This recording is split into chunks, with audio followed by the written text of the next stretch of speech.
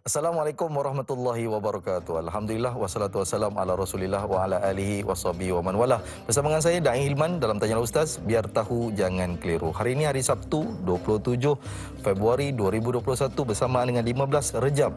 Tuan-tuan dan puan-puan, saya doakan semuanya diberikan kesihatan dan kesihatan dapat digunakan untuk beriman dan bertakwa kepada Allah Subhanahu wa taala.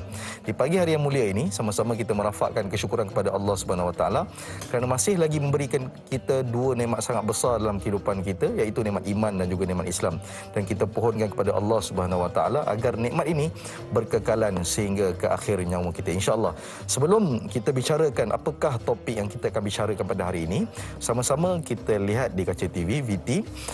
Kita lihat sedikit status terkini COVID-19 Malaysia 26 hari bulan 2 2021. Kes baru kita ada 2253 dan kes sembuh baru iaitu 3085. Dan kita lihat kat sini kematian baru ada 11 orang. Jadi kita nampak kat sini ada beberapa hari ini kita nampak kes baru ini dia mencatatkan kurang daripada kes sembuh. Mana kata kes sembuh kita nampak positif di situ. Dan kita doakan perjuangan kita bukannya sia-sia dan perjuangan ini diakhiri dengan kemenangan, insya-Allah. Amin amin ya rabbal alamin. Baiklah saudara, tuan-tuan dan puan-puan yang dirahmati Allah sekalian, hari ini Tanyalah Ustaz kita akan bicarakan mengenai topik tafsir dan juga taranum, dan surah yang kita akan bicarakan iaitu surah Al-Jathiyah ayat 35 hingga 37. Saya ulang sekali lagi, surah Al-Jathiyah ayat 35 hingga 37. Siapakah yang akan membicarakan topik kita pada hari ini? Iaitu Al-Fadil Ustaz Ashraf Ayub. Apa khabar Ustaz, sihat? Baik, alhamdulillah. Alhamdulillah. Lama bona tak jumpa Ustaz ni. Itulah. Orang kata alhamdulillah. ingat Ustaz Ashraf dia ingat dengan bahasa Negeri Sembilannya. Alhamdulillah. Ustaz, seperti biasa saya ingatkan penonton semua sekiranya ada persoalan boleh terus hubungi kita dalam seri 0377261603 ataupun terus ke Facebook kami Tanyalah Ustaz TV3 untuk bertanyakan soalan. Seperti biasa untuk kita menambahkan saham kita, alang-alang kita tengok, alang-alang kita dah ajak orang, kita share pula di Facebook Tanyalah Ustaz TV3 untuk ramai lagi orang lihat majlis ilmu pada pagi ini, insya-Allah. Baik, sebagai mukadimah, seperti biasa saya kira Ustaz, kalau saya dengan Ustaz ya, awal mesti kita nak baca dulu. Baik. Kita nak cek betul salah dan sebagainya. Sebagai mukadimahnya, silakan Ustaz. A'udzubillahi minasyaitonirrajim. Bismillahirrahmanirrahim. Assalamualaikum warahmatullahi taala wabarakatuh. Waalaikumsalam. Kita mengucapkan setinggi-tinggi syukur kepada Allah Subhanahu wa taala kerana Dia yang mengizinkan, yang menggerakkan kita pada pagi ini untuk dapat bersua muka di dalam rancangan Tanyalah Ustaz, biar tahu jangan keliru, di mana tujuan kita pagi ini, tuan-tuan dan puan-puan yang dimuliakan, kita ingin menambah ilmu. Kita ingin menambah kefahaman, ilmu-ilmu yang akan membantu kita menguatkan lagi hidayah yang telah pun Allah Subhanahu Wa Taala kurniakan kepada kita. Hidayah dalam arti kata kita semua ni alhamdulillah celik mata ya, sejak kecil dah masuk Islam. Dah tak payah nak cari-cari lagi dah. Mak bapak memang Islam. Itu hidayah tuan-tuan dan puan. Tuhan bagi free. Sangat-sangat mudah. Cuma sekarang ni apabila kita telah mendapat hidayah, kata ulama, kita perlu pula mengejar taufik. Taufik ni apa maksudnya? Taufik ini ialah usaha yang perlu kita lakukan untuk menguat, memasakkan hidayah yang telah pun dikurniakan supaya nanti kita semakin yakin. Kita semakin selesa untuk beribadah kepada Allah Subhanahu wa taala. Dan yang paling penting, kita nak akan disembalik di setiap ibadah yang dilaksanakan, kita dapat melaksanakannya dalam keadaan nikmat. Dalam keadaan nikmat.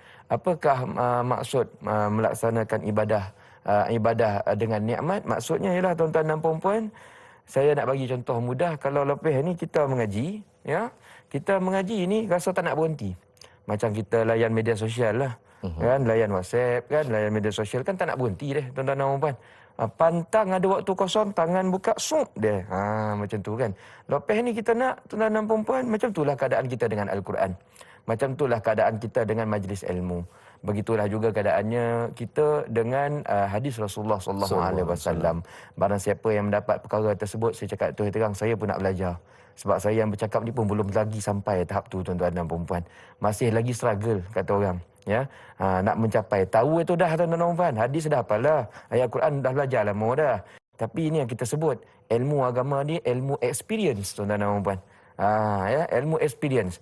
Mala yazuk. Siapa yang tak merasainya, dia tak tahu apa-apa. Kita nak sekarang ni kita tiap-tiap hari berlatih, beramal ibadah. Kita macam pagi tadi mungkin ramai di antara anda yang bangun malam, berzikir cukup panjang, berdoa cukup khusyuk dan sebagainya. Semua ni kita nak sampai ke tahap kita dapat kemanisannya tu. Bila dah dapat kemanisan tak nak tinggal lah tuan-tuan dan puan, tak nak tinggal. Dan bila ia tertinggal, kita merasa sangat-sangat rugi dan sangat-sangat kecewa. Kita nakkan sangat perasaan tersebut. Dan kata ulama, siapa yang dah sampai tahap begini, ia telah mencapai antara kemanisan takwa.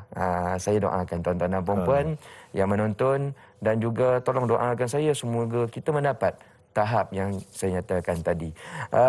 Ala kulihal tuan-tuan dan puan, hari ini kita sebenarnya menyambung perbincangan semalam. Kita di dalam rancangan Tanyalah Ustaz, hari ini dalam segmen tafsir.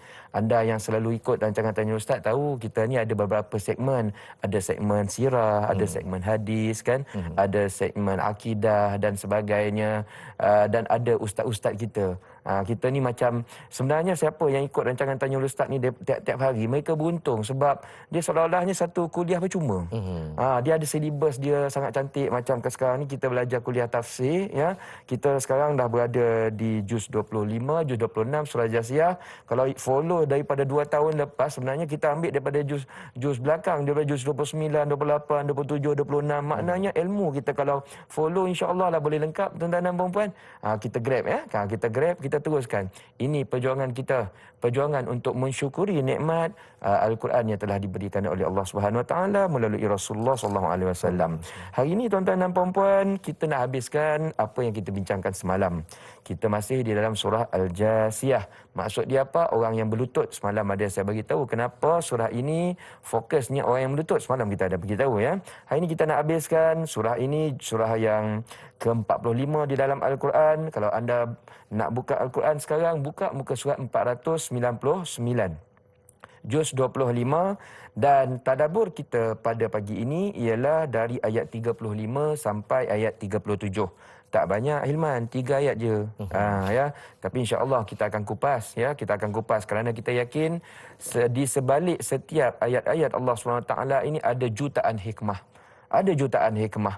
Tuan-tuan dan puan perasan tak kalau kita belajar tafsir, kan? Surah dia sama. Contoh belajar tafsir Qul Huwallahu Ahad, surah Al-Ikhlas. Ustaz A cakap topik dia lain. Ustaz B cakap point dia lain. Ustaz C cakap kita belajar hikmah lain. Makin banyak kita belajar sebenarnya ilmu ni tuan-tuan dan puan-puan, kita ni takkan konyang-konyang. Takkan konyang-konyang. Dan kita perlukan perkara tersebut.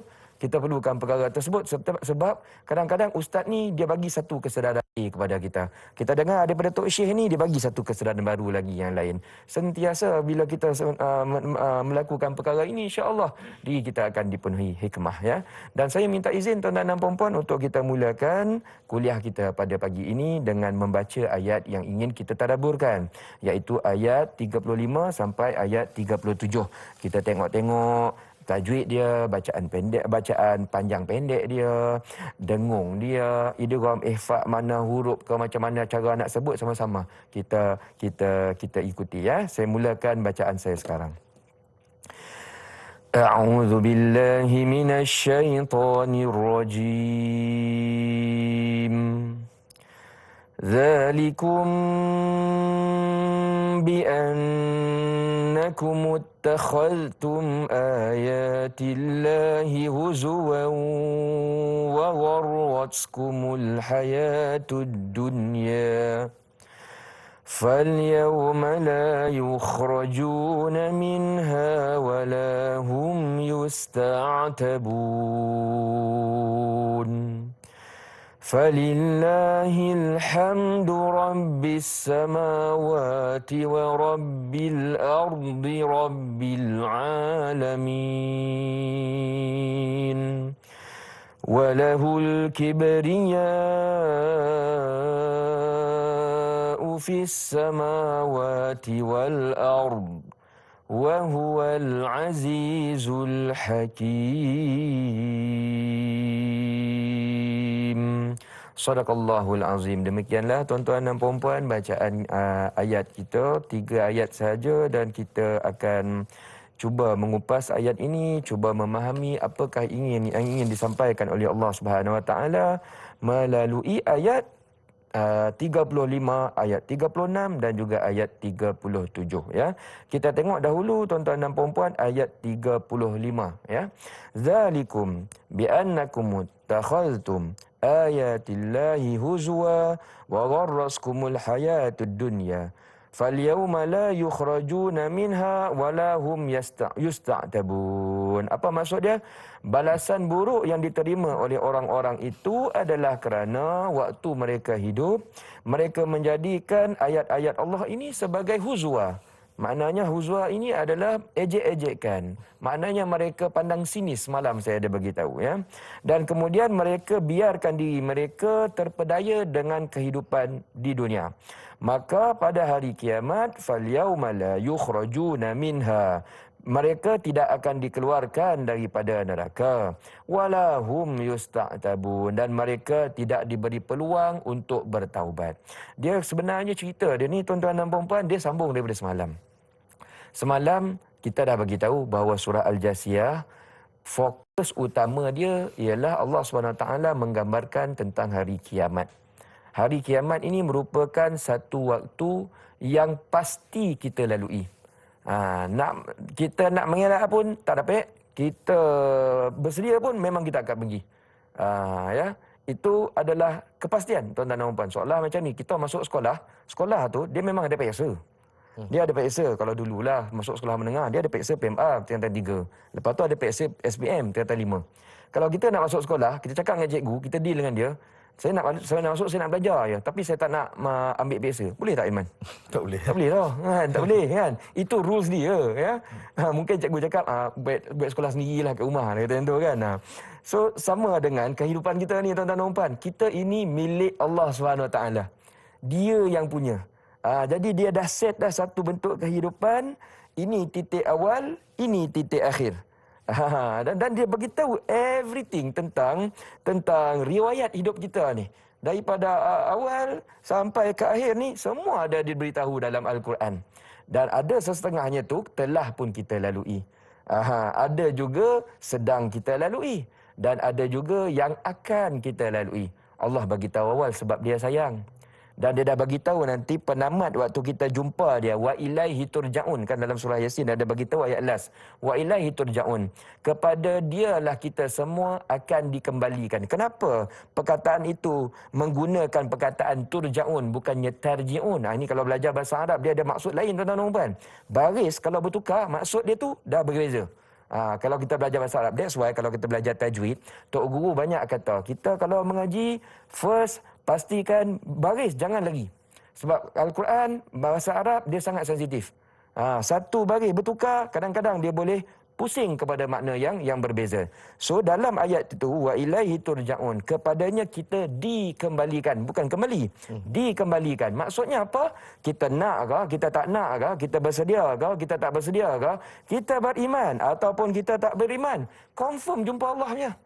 Dia tak boleh lagi dah tuan-tuan dan puan-puan. Masuk sekolah menengah confirm SPM lah. Dia tak boleh lagi dah ya. Kecuali kalau kita berhenti ya. Still di dunia ada option lah, tapi untuk kita dengan Tuhan tak ada option. So Allah SWT kata waktu jumpa dia ni, ada orang yang keadaan dia dilayan dalam keadaan sangat baik, dan ada orang yang dilayan dalam keadaan sangat teruk. Dan sekarang ini gambarannya ialah orang yang diberi layanan yang sangat teruk, yang sangat-sangat teruk.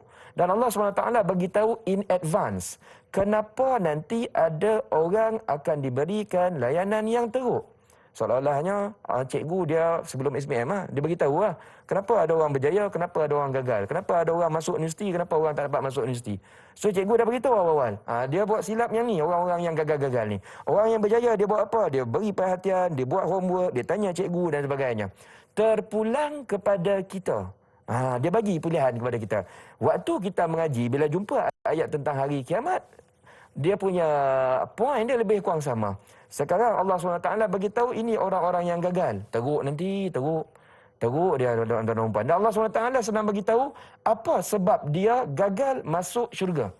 Dan ayat 35 ini yang kita sedang baca. Allah SWT review. Mana kata ada sebab kenapa kita masuk syurga, Ustaz. Ada sebab kita masuk Mungkin syurga, kita nak bercakap ada selepas sebab ni, Ustaz. kita masuk neraka. Benar. Kita bercakap selepas ini. Kita berehat seketika, boleh? Boleh. Jadi jangan ke mana. Apakah sebab kita masuk syurga dan apakah sebab kita akan masuk dalam neraka. Jadi wallahu a'lam, bagi selepas ini. Biar tahu, jangan keliru.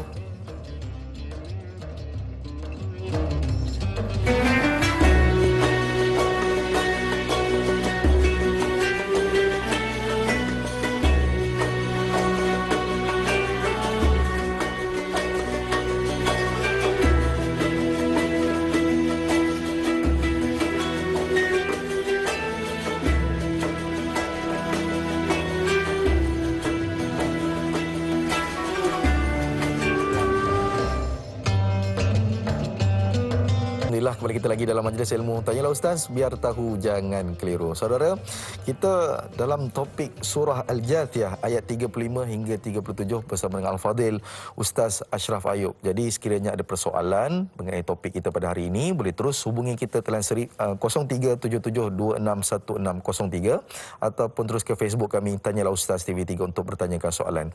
Sebelum kita berehat tadi, Al-Fadil Ustaz ada sebutkan ada beberapa perkara yang mana menyebabkan kita terjerumus ke dalam neraka dan ada beberapa perkara yang menyebabkan kita dapat masuk syurga. Kita dengar macam biasa, tapi kita takut-takut yang biasa ni kita tidak mengambil berat dan akhirnya kita lakukan perkara yang salah.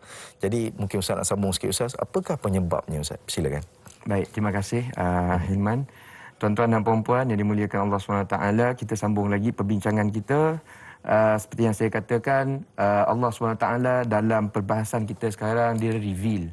Allah SWT reveal, bagi tahu kita.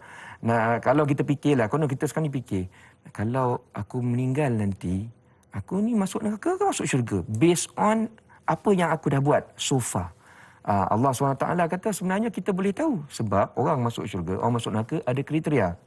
Ada penyebab kenapa dia masuk neraka, ada penyebab kenapa dia masuk syurga. Dalam ayat ni Allah SWT reveal ada dua sebab kenapa orang masuk neraka. Yang pertama, tuan-tuan dan puan-puan, ittakhaztum, ni ayat 35 dah. Ittakhaztum ayatillahi huzwa. Kalau anda ada buku catatan, buat tulisan, ini sebab pertama kenapa orang masuk neraka. Iaitu mereka ni buat main hukum agama. Ittakhaztum ayatillahi huzwa, maksudnya ialah mereka ini mempermainkan hukum agama. Tuhan marah, tuan-tuan dan puan-puan, Tuhan marah, ya. Sebab mereka maksud main tu macam mana? Mereka tak ambil berat tentang perihal agama. Dalam konteks kita tu macam mana, Ustaz? Saya nak bagi konteks kita lah. Kalau kita ambil konteks zaman kafir Quraisy, tu kita dah tahu dah. Ustaz dah banyak cerita macam mana orang munafik, orang kafir mempermainkan ayat-ayat Al-Quran bila Rasulullah sampaikan. Itu semua kita dah tahu dah, tuan-tuan dan puan. Yang kita nak tahu dalam situasi kita sekarang, kehidupan kita sekarang, buat main, anggap lekeh, anggap remeh hukum agama ni macam mana? Saya bagi contoh mudah. Umur kita dah 50 tahun. Tak pandai mengaji lagi. Kita rasa relax. Itu maksudnya huzwa lah tu, tuan-tuan dan puan-puan. Ittakhaztum ayatillahi huzwa, ya. Umur 50 tahun, tuan-tuan dan puan-puan. Kita ada banyak salah, tapi kita tak pernah terfikir pun nak serius beristighfar kepada Allah Subhanahu Wa Taala. Tak serius untuk berfikir bertaubat kepada Allah Subhanahu Wa Taala. Ini yang dianggap sebagai mempermainkan hukum, mempermainkan agama, tuan-tuan dan puan-puan. Kita anggap agama ni bukan prioriti lah.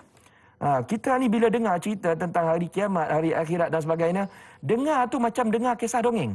Macam tak percaya sangat. Dan percaya dan tak percaya ni dia tengok dari tindakan. Orang yang percaya betul-betul tentang hari kiamat, mereka akan buat apa saja amal ibadah supaya nanti hari kiamat dia selamat. Tapi kalau kita ni jenis tak prepare, dia tak percaya lah tu, tuan-tuan dan puan-puan. Dia tak percaya. Mungkin tak bercakap, tapi dari sudut tindakan kita boleh tahu. Tuan-tuan dan puan-puan, saya nak bagi disclaimer dulu nah. Saya bukan maksudkan yang orang main-mainkan agama ni, bukan, tuan-tuan dan puan-puan. Saya beritahu awal-awal. Anda semua yang sentiasa setia mengikuti rancangan Tanyalah Ustaz ni, saya tahu sangat ni semua orang baik-baik. Yang jenis rajin qiyamul, suka berzikir, baca Quran, ni semua orang baik-baik. Cuma saya minta maaf nah, ni ayat ni kita sedang bincangkan kesilapan orang yang masuk neraka. Jadi saya Saya memang kena cakap lah point tu tuan-tuan dan puan-puan. Jadi jangan rasa, ustaz ni cakap aku lah tu. Tak, ni sebenarnya saya pun ada juga perangai tu kadang-kadang tuan-tuan dan puan-puan ya. Tapi kita sedang dalam belajar, itu maksudnya. Itu kesilapan pertama. Kesilapan yang kedua ialah wa gharratkumul hayatud dunya. Ayat 35 lagi. Kesilapan nombor 2 ialah mereka ni leka melayan dunia. Seronok layan dunia.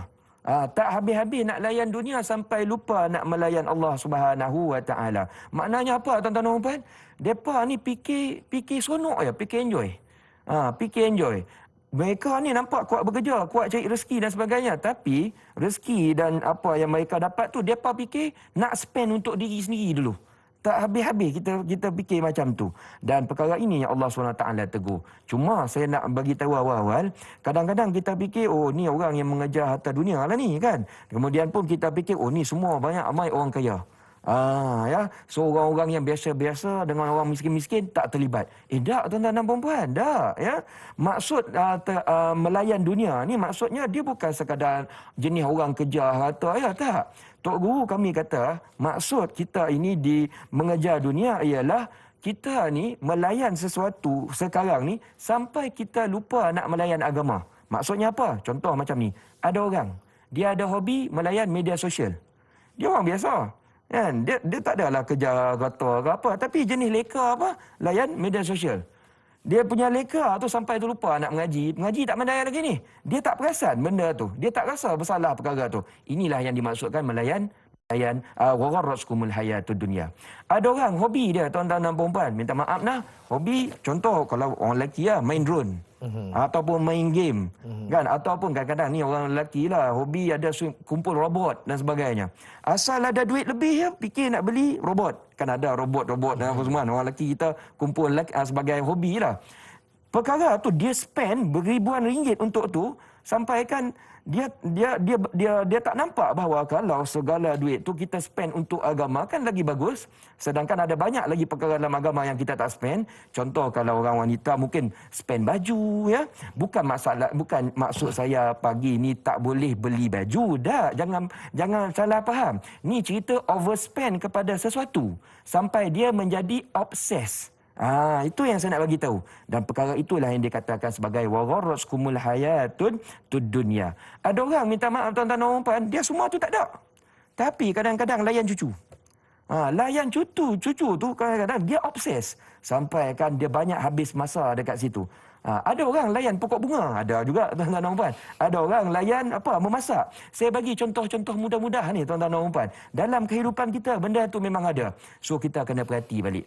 Macam saya, ustaz apa? Ustaz punya obses. Saya minta maaf, saya bagi tahu saya punya problem sekarang tuan-tuan dan puan, layan movie. Layan movie. Saya bukan tengok movie yang pelik-pelik ni. Saya ni suka layan dokumentari tuan-tuan dan puan. Layan dokumentari lepas satu. Saya kata, aku ni dah 4 jam ni layan benda ni ya. 4 jam kalau baca Quran, 4 juzuk habis ya. Saya reflect balik diri saya. Dan inilah yang kita panggil sebagai wa gharratkumul hayatud dunya wallahu alam. Ringkasannya makna kata kita leka dengan dunia, makna kata kita abaikan akhirat, Ustaz. Ya, itu sampai fokus. We are talking about fokus. Sampaikan fokus kita dalam seharian itu. Sepatut sebagai contoh. Kononnya kita dah ada macam satu silibus dalam setiap hari. Saya sehari mesti ada zikir subhanallah wa bihamdihi subhanallah azim 100. La ilaha illallah 100. Istighfar 100. Selawat 100. Perkara ni kalau kita buat ambil masa lebih kurang 15 minit. Tapi disebabkan saya kata tadi kita ni jenis leka, layan tengok TV ke, layan media sosial ke, layan cucu ke, layan pokok bunga ke, sampai kan zikir tu kita tak baca. Ini yang kita kata terpengaruh dengan kehidupan dunia sehingga kan akhirat kita terlupa. Saya bagi contoh yang kecil-kecil ni tuan-tuan dan puan, supaya kita nampak reflection ayat ni kepada kehidupan kita. Kalau saya bagi contoh yang besar-besar macam kisah yang dialami oleh Rasulullah SAW, saya risau kadang-kadang kita ni takut kita tak nampak ayat ni kaitan dengan kita. Sekarang ni kita bagi contoh yang mudah-mudah supaya kita nampak dan kita boleh perbaiki. Sekali lagi saya katakan, bukan maksud Ustaz Ashraf benda tu tak boleh langsung. Jangan salah faham. Yang saya maksudkan is all about obsession. obses. Dia obses terhadap sesuatu sehingga melalaikan kita kepada perkara yang lebih sepatutnya. Wallahu a'lam. Ustaz, sebelum saya nak masuk ke soalan, saya nak tanya Ustaz, bila Ustaz cakap obses, memperlekehkan dan sebagainya ni, sekiranya ada seseorang berubah, tapi kita menganggap benda tu sebagai satu benda yang sinis dan sebagainya, adakah kita ni memperlekehkan agama juga Ustaz? Silakan. Kalau seseorang itu berubah. Kalau seseorang berubah tapi kita anggap dia macam buat apa pakai tudung, relax lah. Buat apa pergi semangat, relax. Benda boleh settle. Nanti kita boleh taubat. Belum tua lagi. Jadi macam mana Ustaz? Itu pun sebenarnya di antara sifat sinikal kita panggil. Maknanya memandang sinis terhadap orang yang nak buat baik.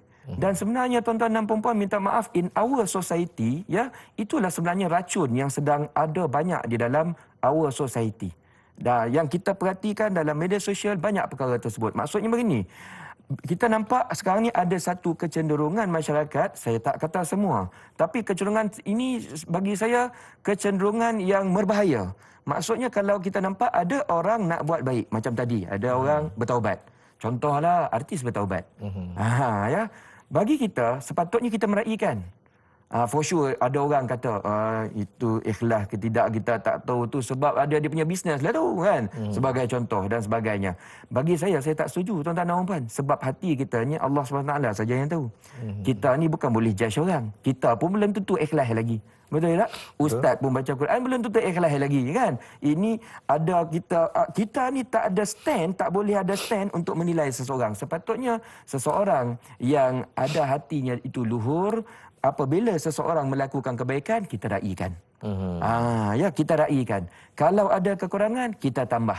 Itu sepatutnya sikap seorang Muslim. Sikap kita ialah membantu, menyokong, bukannya memperlekeh ataupun menghancurkan. Ya, perlu dibezakan supaya sikap-sikap yang destruktif mentality ini tidak boleh ada di dalam masyarakat, kerana sikap inilah yang sebenarnya menghancurkan silaturahim sama kita. Wallahu a'lam. Baik, saya kira benda tu bagus untuk kita mind settingkan pagi ini kepala kita dengan perbuatan ni. Apakah perbuatan yang membawa kepada kita yang kita leka boleh menjerumus kita ke dalam neraka. Kita ambil take note benda ni, insya-Allah. Saya nak baca satu soalan daripada Facebook, daripada Salah Rasid Cik Sia. Assalamualaikum Ustaz dan Da'i. Waalaikumsalam. Sana helwah buat Ustaz. Oh, katanya dia kata sana helwah buat Ustaz. Birthday Ustaz semalam? Ya. Okey, alhamdulillah. Merujuk kepada ayat 35, dan kamu diperdayakan oleh kehidupan dunia. Adakah masuk ayat ini mengatakan orang-orang yang disibukkan dengan keinginannya cenderung berlebihan kepada dunia, seperti sangat tekun bekerja untuk mengumpul harta kemewahan serta terpesona dengan keseronokan dunia yang bersifat sementara ini, lagi melalaikan hingga mereka tidak berkeinginan dan tidak ada masa untuk mempelajari agama? Mohon Ustaz kongsikan, syukran. Jadi saya nampak kat sini Ustaz, dia kata pertama sibuk mengumpulkan harta dunia. Itu yang pertama. Yang kedua, dia dah sibuk tapi dia tidak mempelajari agama. Jadi bolehkah kita sibuk mencari dunia dan kita tinggalkan pelajaran agama? Silakan. Baik. Terima kasih banyak kepada Sal Rasid Cik Ci. Ini top fan ni. Top fan. Selalu memang follow. Alhamdulillah, kita suka orang macam ni ya. First saya nak mengucapkan terima kasih banyak kerana mengucapkan Sana Helwah. Memang kalau anda ikuti semalam, saya ada bagi tahu semalam hari jadi saya yang ke-12. Gurau je kan. Gurau je. Oh ya, saya nak bagi tahu tuan-tuan dan puan. Semalam saya ada bagi tahu sebab saya suka hari jadi saya nak bagi hadiah kepada anda yang e-book 7 doa grade A ya. E-book ni saya nak bagi percuma tapi dalam bentuk e-book ya tuan-tuan dan puan. Semalam mereka pergi ke FB saya Ustaz Asraf, mereka download tapi ada problem dekat kita punya website. So alhamdulillah dah dibaiki. Anda boleh pergi ke website ke FB kami Ustaz Asraf ASREFF, boleh download e-book ini secara percuma ya. 7 doa grade A kami kongsikan kerana Tok Guru saya dulu ajar, kalau kita ni betul-betul bersyukur dengan hari lahir kita yang sepatutnya memberi, bukan kita yang menerima hadiah. Ini Tok Guru saya ajar ya. Jadi kami cuba amalkan dekat FB kami. Baik, kita tengok kepada soalan dia tadi tentang orang-orang yang berlebihan mengejar dunia, mengejar harta dan sebagainya sehingga mereka ini lalai. Ya, soalan begini tuan-tuan dan puan-puan, bercerita tentang orang yang kita sebut ni, saya nak bagi contoh real situation. Dia berniaga. Sibuk kerja berniaga ni, sibuk kerja duit tuan-tuan dan puan. Memang itulah dia punya objektif. Sibuk kerja duit. Dan kadang-kadang kita nampak orang macam ni bila terlalu sibuk kerja, bina bisnes dan sebagainya, kita ni ada kecenderungan memikirkan dia orang ni lah yang sibuk kerja dunia sampai lupa akhirat. Betul tak? Sebenarnya tak semestinya tuan-tuan dan puan. Ya, tak semestinya. Kenapa saya kata tak semestinya? First, tadi saya dah bagi tahu. Maksud mengejar dunia ialah kalau kita ni leka terhadap sesuatu walaupun sekecil media sosial. Sehingga kita lupa untuk mengejar akhirat. Maksudnya membaca Al-Quran, belajar dan sebagainya. Itu pun dianggap sebagai mengejar dunia. Itu yang pertama. Yang kedua, tuan-tuan dan puan-puan, orang-orang yang kalau kita nampak sibuk sangat kerja dunia, buat bisnes dan sebagainya ni, kita rasa macam dia ni mengejar dunia. Tidak semestinya tuan-tuan dan puan-puan. Saya nak bagi tahu orang yang berbisnes, kadang-kadang kita nampak dia sibuk bukan sebab dia sibuk sangat tentang bisnes, tapi it's all about responsibility tuan-tuan dan puan-puan. Responsibility. Bukan mudah sebenarnya nak menguruskan bisnes. Mereka ada responsibility, ada berapa? 20 staff, 200 staff, 2000 staff yang tiap-tiap bulan mereka kena pastikan ada duit nak bayar gaji. Dan benda tu bukan senang tuan-tuan dan puan.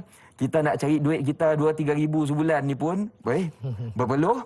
Ini kan bos kita tu yang kita nampak kerja dunia sangat tu, dia kena bayar tiap-tiap bulan 200 ribu tu. Dia kena cari 200 ribu. Untung dia belum tentu lagi.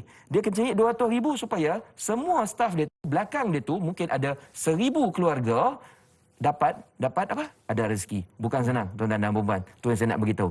Yang kedua, saya nak beritahu juga tuan-tuan dan puan. Sebenarnya kita di Malaysia ni, saya ada ramai jumpa lah. Orang-orang kita yang jenis kaya-kaya ni, mereka ligan mencari dunia, mereka ada tujuan akhirat. Contoh, minggu lepas saya ada jumpa beberapa orang yang sebenarnya mereka duit cukup banyak. Bisnes cukup besar. Saya tanya mereka kenapa kerja duit. Yalah, kita panggil beria berbisnes lah. Dalam hati kita mulalah kita set ni kerja dunia lah ni kan. Rupanya tuan-tuan dan puan, mereka cakap, saya ni buat syarikat ni sekarang ni, untung dia saya nak salurkan kepada yayasan dia. Yayasan dia ni sedang support tuan-tuan dan puan. 270 anak yatim, makan, tempat tinggal, belajar dan sebagainya. Kalau inilah niat dia tuan-tuan dan puan-puan, dan sebenarnya saya nak bagi tahu ramai orang-orang kaya kita di Malaysia punya niat macam tu. Cuma depa tak bagi tahu ya. Tu ya tuan-tuan dan puan. Dia tak bagi tahu ya. Maknanya mereka kerja duit. Kita nampak macam so-called kerja dunia, tapi tujuannya untuk akhirat. Menyokong anak yatim, menyokong institusi pembelajaran dan sebagainya. Ini dianggap sebagai mengejar akhirat. Walaupun mungkin mereka tidak sempat nak belajar agama tiap-tiap hari mana macam kita. Mereka mungkin tak sempat nak menghafal Al-Quran. Mereka mungkin tak belajar hadis sikit ya tuan-tuan dan puan-puan. Tetapi bila tujuan dia menyokong jalan Allah Subhanahu Wa Taala fi sabilillah, itu dianggap sebagai menegakkan agama di dalam kehidupan. Wallahu a'lam. Masya-Allah. Semangat betul dengar Ustaz bicara pada hari ini. Tak sabar-sabar untuk kaya Ustaz. Untuk kita bantu agama insya-Allah. Perbetulkan minda kita, mindsetting kita. Insya-Allah kita buat kerana Allah Subhanahu Wa Taala. Kita berehat seketika, kembali lagi selepas ini. Biar tahu jangan keliru.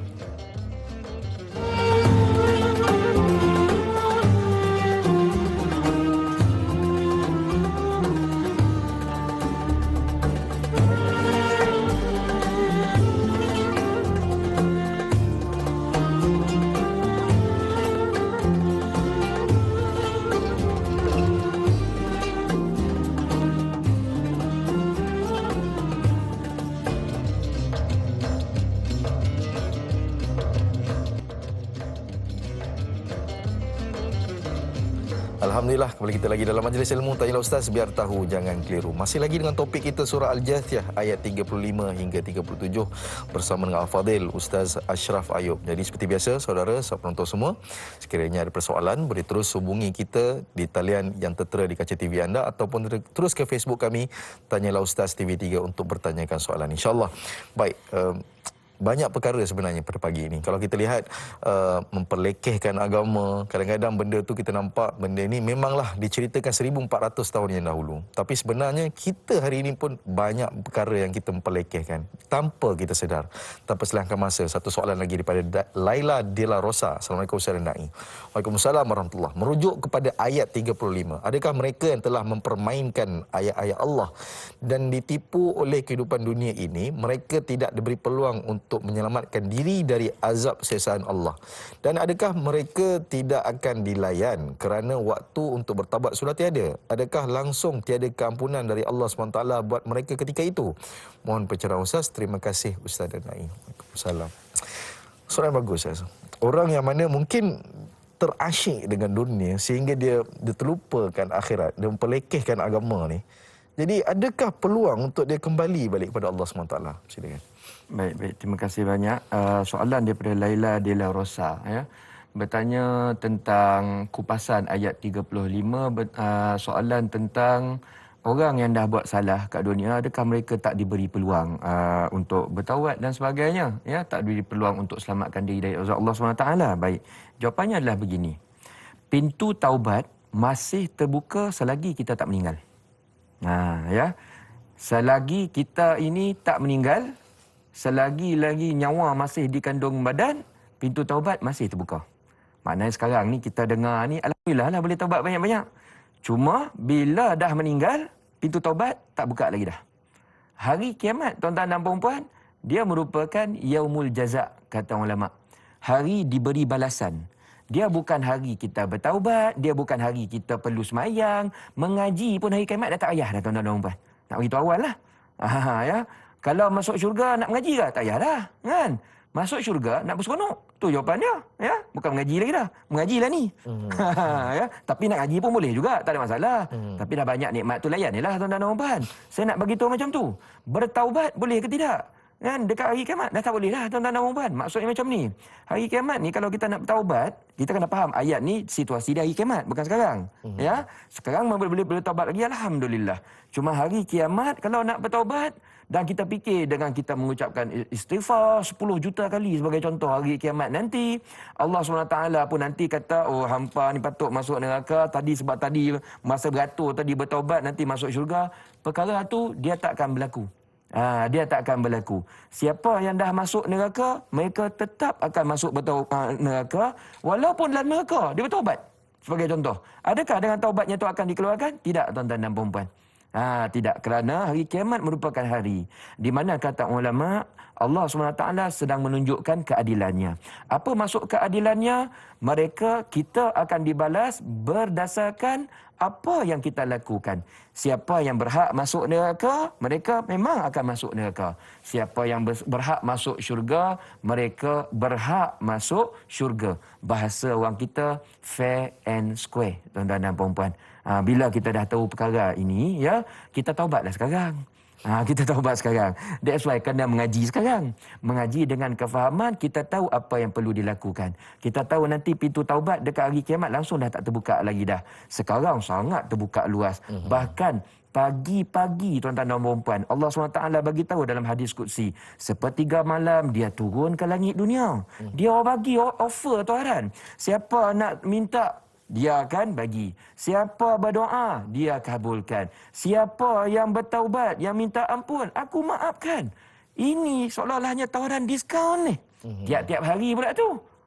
Tuan-tuan dan puan-puan, orang yang jernih hati, fikir tentang taubat, dia akan kejar macam anda. Saya yakin anda semua tiap-tiap hari kejar perkara tersebut.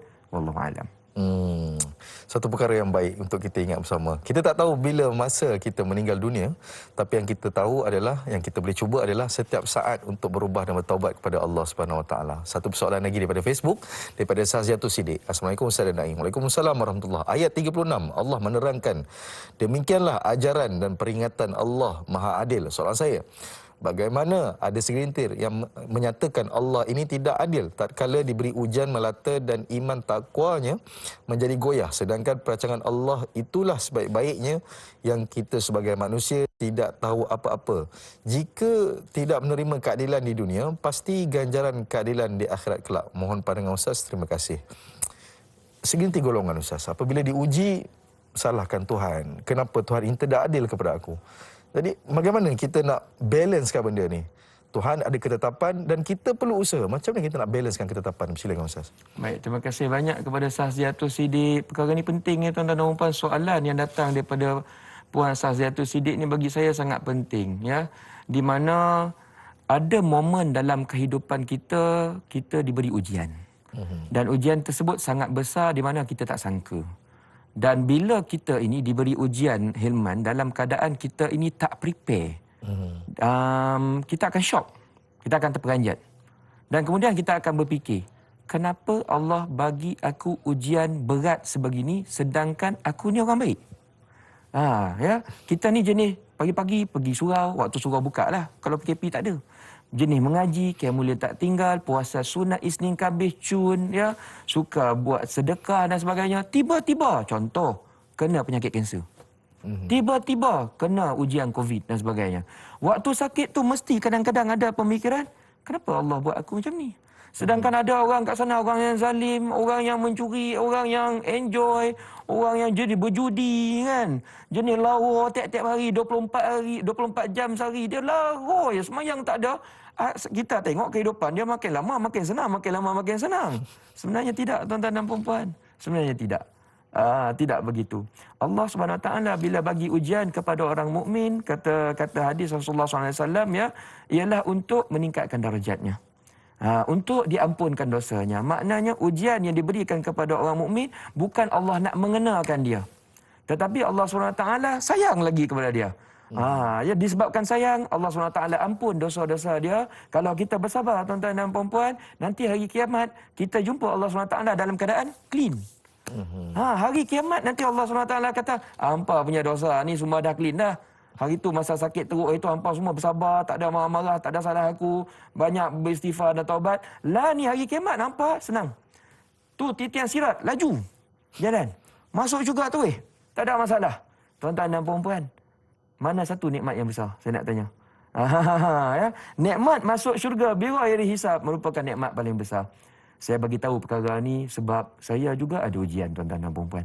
Saya juga ada terdetik perkara tersebut. Saya kena ujian besar, ya. Kemudian saya ada terdetik, aku ni selalu nyampai ilmu agama. Konon kita selalu buat baik lah kononnya kan. Kenapa Allah bagi ujian macam ni? Kemudiannya, tuan-tuan dan puan-puan, ada waktu kita macam nak menyalahkan takdir. Kemudian bila kita baca ayat Inna Lillah wa Inna Ilaihi Raji'un, ayat tersebut menyedarkan kita. Kenapa menyadarkan saya? Sebab rupanya ayat itu nak remind saya, Syaraf, kamu ni milik Allah. Inna Lillah. Kamu milik Allah. Terpulang pada dia nak buat apa? Macam handphone ni lah. Ni handphone ni saya punya. Terpulanglah saya nak call orang ke, saya nak bagi anak saya free ke, saya nak celup dia dalam air ke, terpulanglah. Sebab ini milik saya sepenuhnya. Nampak ke tidak? Mungkin bagi orang lain, contoh saya ada handphone, saya tak guna handphone ni, saya biarkan je bagi anak main kan. Ada orang kata tak adil, tapi ini kan saya punya. Itu maksudnya, tuan-tuan dan puan, kita ni milik Allah, ya. Allah SWT, dia berhak 100% kepada kita. Kalau dia kata, kejap lagi satu saat hampa meninggal, tanpa sebab, tanpa penyakit, tanpa alasan, kita boleh meninggal. Dan kita tak boleh nak question Allah SWT. Dan Allah nak bagi kita nikmat, kita bersyukur. Dan Allah nak bagi kita ujian, kita bersabar. Itu saja cara yang kita boleh buat. Dan kata Rasulullah SAW, orang yang bersyukur ketika menerima nikmat dan orang yang bersabar ketika mereka menerima ujian, inilah orang mukmin luar biasa, outstanding Muslim. Kerana pemikiran dia sangat-sangat positif kepada Tuhan, walaupun dalam keadaan diberi nikmat dia positif, walaupun dalam keadaan diberi ujian dia tetap berbaik sangka kepada Allah SWT. Saya cakap ni, tuan-tuan dan puan, saya belum sampai lagi tahap tu, nak beritahu je, ya. Bukan senang, tetapi kita kena sentiasa berusaha untuk meningkatkan diri, yakin, tawakal 100% bahawa la haula wala quwata illa billah. Tak ada sesuatu pun yang Allah SWT letakkan kepada kita dalam kehidupan ini tanpa izin dia. Maknanya bila dia dah mentakdirkan kepada sesuatu kepada kita, semuanya baik, semuanya perfect. Allah SWT itu yang kita kenal, maha baik, maha perfect. Bismillahirrahmanirrahim. Dengan nama Allah, saya kenal Tuhan ini, layan saya sebagai apa? Tuhan maha pengasih, Tuhan maha penyayang, Tuhan full of love. Wallahu a'lam. Mana kata kalau kita tak ada positif, tuan-tuan, dalam kepala kita, bermakna lebih mudah untuk kita menuding jari. Itu. Saudara, kita nak ambil satu pemanggil yang bertuah yang pertama pagi ini. Assalamualaikum warahmatullahi wabarakatuh. Waalaikumsalam warahmatullahi wabarakatuh. Dai Hilman dan Ustaz Muhammad Ashraf Ayub. Saya Umar Abdul Majid dari Felda Cini Timur 3 Pekan Pahang. Assalamualaikum Ustaz dan Dai. Waalaikumsalam warahmatullahi. Ya, soalan saya begini Ustaz ya. Ustaz dia menyebut tadi penyebab lah 3 sebab yang saya dengar tadi mengatakan penyebab kita ke neraka lah Ustaz ya. Jadi soalan saya begini Ustaz. Ada satu hadis Nabi yang mengatakan siapa cinta dunia takut mati ini Ustaz. Betul. Dia lebih cinta kepada dunia kerana dia ingin hidup senang, hidup mewah, hidup senang lenang Ustaz. Jadi dia terlupa kepada matinya. Jadi dia cukup takut mati ini Ustaz. Apakah ini juga penyebab yang menyebabkan kita boleh ke neraka ke bagaimana ke Ustaz? Kerana ini yang banyak berlaku di zaman serba moden ini Ustaz. Semuanya nak canggih, semuanya nak maju ke hadapan. Tapi cukup takut dengan kematian ini Ustaz. Itu soalan saya Ustaz dan Dai. Terima kasih banyak Ustaz dan Dai. Assalamualaikum. Waalaikumsalam warahmatullahi wabarakatuh. Terima kasih kepada Jomar atas soalan yang diberikan. Ringkas dan padat Ustaz. Cinta dunia takut mati. Adakah perkara ini yang menyebabkan kadang-kadang kita tergelincir daripada landasan kita sebenar? Silakan. Baik, terima kasih. Dahulu saya ucapkan kepada Tuan Haji Omar, ya, apa yang dikatakan oleh Tuan Haji tadi sebenarnya sangat betul, sangat tepat, sebab itulah yang telah digambarkan oleh Rasulullah SAW, keadaan segelintir umatnya di akhir zaman. Ada satu hadis yang menyatakan nanti pada akhir zaman umat aku ni ramai macam buih. Tapi mereka ini akan dikerumuni seperti mana orang mengemuruni talam mereka nak makan. Kan orang dulu dia ada dulang, lepas tu mereka makan ramai-ramai, contoh kita ambil. Maknanya kita ni sekarang ni berada dalam keadaan dikeronyok, dipermainkan dan sebagainya. Ya. Kemudian sahabat tanya, kenapa umat Islam waktu tu macam tu? Dia orang ni sikit ke? Dia orang ni macam mana? Kemudian Rasul kata tak, dia orang ni ramai. Dia orang ni sebenarnya ada banyak equipment, ya. Tapi masalah dia ada masalah setting mindset dia. Masalah dia hati mereka ada terkena penyakit hati. Penyakit yang dipanggil wahan. Apa itu penyakit wahan? Penyakit wahan ada 2 tuan-tuan dan puan-puan. Cinta dunia dan takutkan mati, ya. Perkara ni tuan-tuan dan puan-puan bagi saya inilah penyakit yang sedang menimpa ramai di antara umat Islam. Termasuk saya bagi tahu. Termasuk orang-orang golongan agama ni ramai tuan-tuan dan puan-puan. Saya yang bercakap ni pun sebenarnya gerun. Ya, saya selalu mengingatkan diri saya, aku pun kena penyakit ni. Penyakit cintakan dunia dan kita takut mati. Maknanya kita terlalu sayangkan dunia sampaikan kematian tu kita takut sebab nanti kita tinggal dunia ni. Dunia ni best tuan-tuan dan puan-puan, ya. Dunia ni best. So bukan mudah untuk mengatasi penyakit tersebut. Ia akan dapat diatasi apabila kita sentiasa bermuhasabah, sentiasa menambah ilmu, mengunjungi para alim ulama yang akan berkongsi dengan kita tentang rahsia kehidupan, tujuan kehidupan dan sebagainya, membaca Al-Quran, membaca hadis Rasulullah SAW. Semua ini sebenarnya alat-alat yang akan diguna pakai supaya kita sentiasa keep on track perkataan dia. Kita sentiasa meletakkan kehidupan bahawa aku nak kejar redha Allah. Itulah tujuan hidup aku. Dan aku akan manipulate. Itu perkataan dia. Manipulasikan ke dunia supaya mudah mendapat redha Allah Subhanahu Wa Taala. Kita doa sama-sama tuan-tuan dan puan-puan. Allah Subhanahu Wa Taala jauhkan penyakit wahan daripada kita. Allah Subhanahu Wa Taala tambahkan cinta kepada akhirat, cinta kepada Rasulullah dan cinta kepada Allah Subhanahu Wa Taala, insya-Allah. Allahumma amin. Amin amin ya rabbal alamin. Terima kasih Ustaz. Cintakan dunia itu tak salah. Dunia ini seronok kata Ustaz. Tapi kita gunakan dunia ini untuk kita menempuh akhirat dengan lebih tenang insya-Allah. Kita akan berehat seketika. Mari lagi selepas ini. Biar tahu jangan keliru.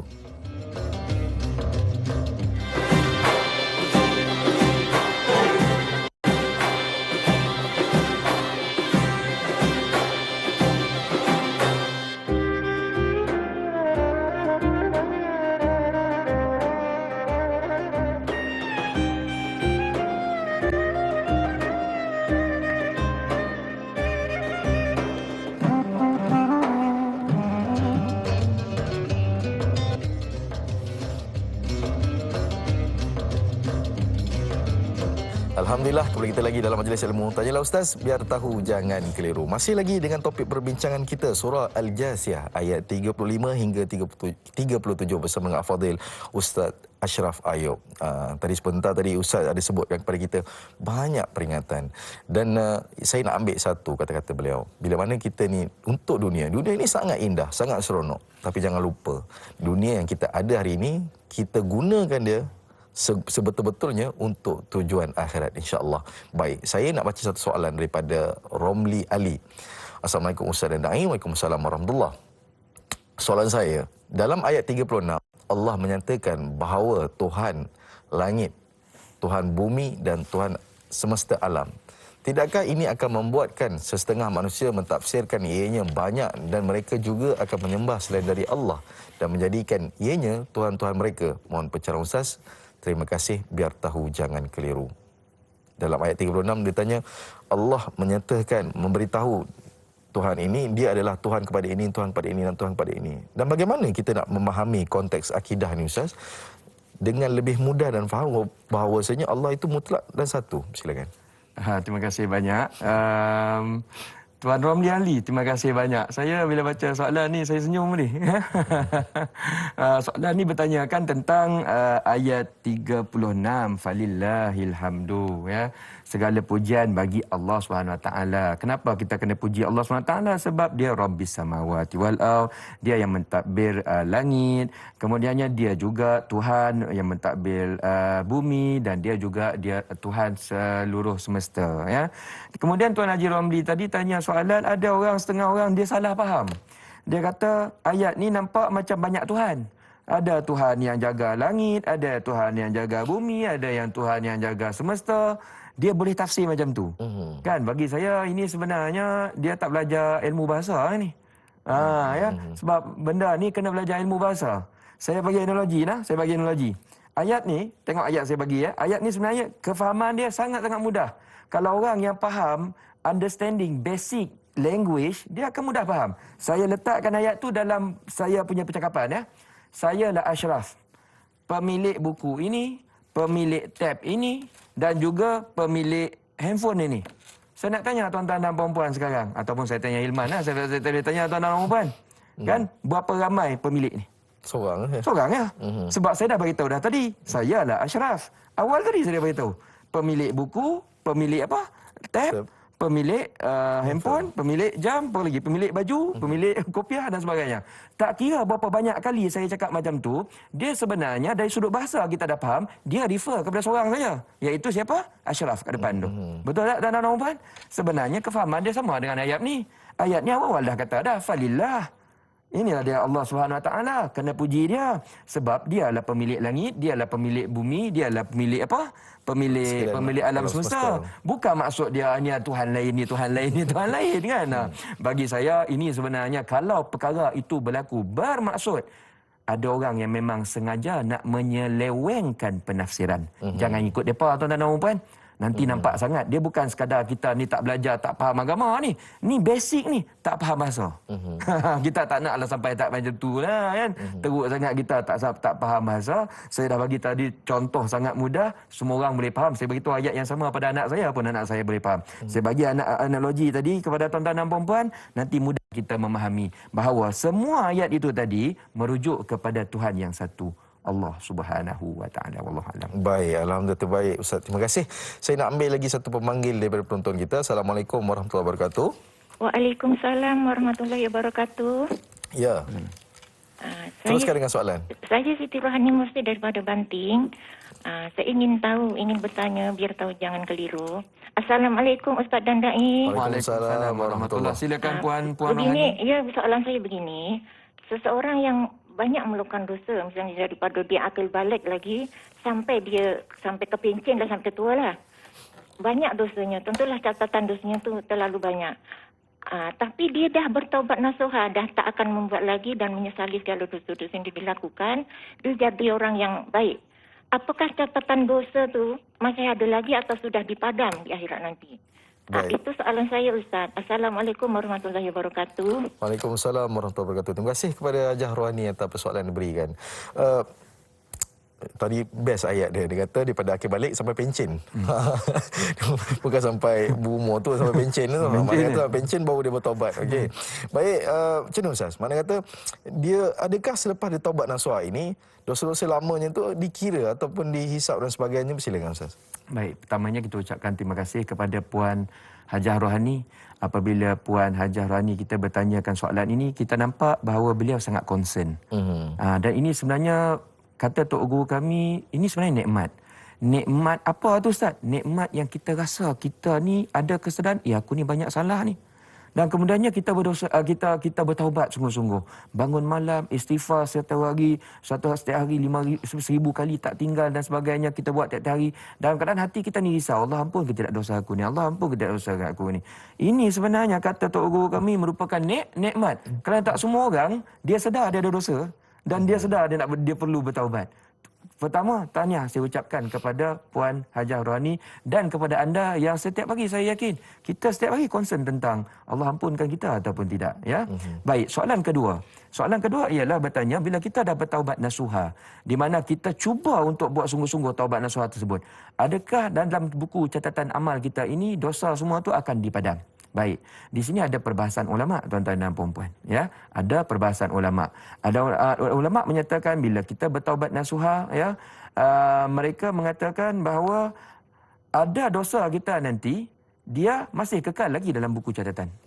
Dia masih kekal lagi, ada tercatat. Itu maksud dia tuan-tuan dan puan-puan. Ada tercatat. Ada juga dosa kita tuan-tuan dan puan-puan yang dia terus dipadam, langsung tak dicatat dalam buku catatan amalan. Ya, kenapa ulama bagi pandangan macam tu? Sebab mereka kata macam ni, ya. Ada untuk dosa yang diampunkan, akan tetapi masih tercatat. Ini adalah kerana Allah SWT itu Al-Ghafur. Dia Maha pengampunkan, tapi catatan masih ada. Ya, ada juga dosa diampunkan tapi langsung tak dicatat kerana Allah SWT itu Al-Afu. Al-Afu ni lagi power daripada Al-Ghafur. Lebih kurang begitulah kata ulama ni nak bagi mudah faham. That's why hari nanti bulan Ramadan kita ada baca satu doa. Doa tu sangat powerful. Kita baca apa? Allahumma innaka afuun tuhibbul afwa fa'fu anni. Ya Allah, engkau ni Maha Pengampun. Tolong ampunkan saya. Lebih kurang macam tu, ya. Lebih kurang macam tu. Kita nak, ya Allah, tolong ampunkan saya, sampaikan dosa saya bukan sekadar diampunkan. Dalam buku catatan amal pun tak ada. Kosong. Kita nak sampai ke tahap macam tu, ya. Adapun sekarang ni bila kita dah bertaubat, kita nak tahu nanti ada ke tidak ditulis lagi tak dalam buku tu nanti. Jawapan saya tuan-tuan dan puan-puan, wallahu a'lam. Sebab hanya Allah SWT saja yang mengetahui sama ada dia menerima ataupun tidak taubat kita, sama ada dia memadam ataupun tidak, ataupun sebagainya. Adapun ada satu hadis Rasulullah SAW mengatakan, ini cerita best untuk orang yang sentiasa bertaubat ini. Kata Rasulullah SAW, untuk orang yang baik-baik, nanti hari kiamat, mereka bila tengok buku catatan amal, tuan-tuan dan puan-puan, ya, bila diserahkan kepada malaikat, bila waktu malaikat cek, malaikat akan tengok tau, dia nampak nanti ada kesilapan, ada amal soleh, ada dosa, ada amal salah. Tapi mana orang yang baik? Mana ya amal-amal yang kurang soleh, yang salah-salah maksiat-maksiat tu, tapi dia dah taubat lah ni dengan syarat dia taubat sungguh-sungguh. Dia nampak tapi dia skip. Dia nampak tapi dia skip, dia buat tak tahu. Dia buat tak tahu. Gitu tuan-tuan dan puan-puan, ya. Maknanya nanti dia tengok mana yang benda baik saja. So sekarang ni perkara tu dicatat tapi dia skip. Dia tengok mana yang benda baik, dia tengok lepas ni okey tak apalah, jalanlah masuk syurga. Itu keadaan. Ada hadis yang menggambarkan demikian tuan-tuan dan puan-puan. Dan bagi saya itu merupakan perkara baik bagi mereka yang sentiasa memikirkan tentang keampunan daripada Allah SWT. Wallahu alam. Baik, itu kadang-kadang dalam kehidupan kita ni pagi-pagi hari, bila kita tambah keilmuan kita dapat sesuatu, tuan-tuan. Dan saya dengar apa Ustaz katakan tadi itu menjentik hati saya kira menjentik hati kita semua untuk kita melakukan satu perubahan. Saya nak ambil satu pemanggil daripada penonton kita. Assalamualaikum warahmatullahi wabarakatuh. Waalaikumsalam warahmatullahi wabarakatuh. Assalamualaikum Ustaz dan Da'i. Waalaikumsalam warahmatullahi wabarakatuh. Ya, saya Tina Yusuf daripada Tanjung Karang.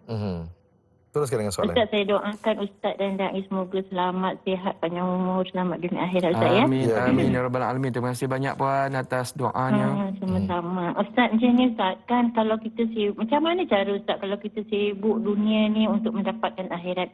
Adakah bila kita niat, semua kita niat kerana Allah tu automatik dia dapat akhirat?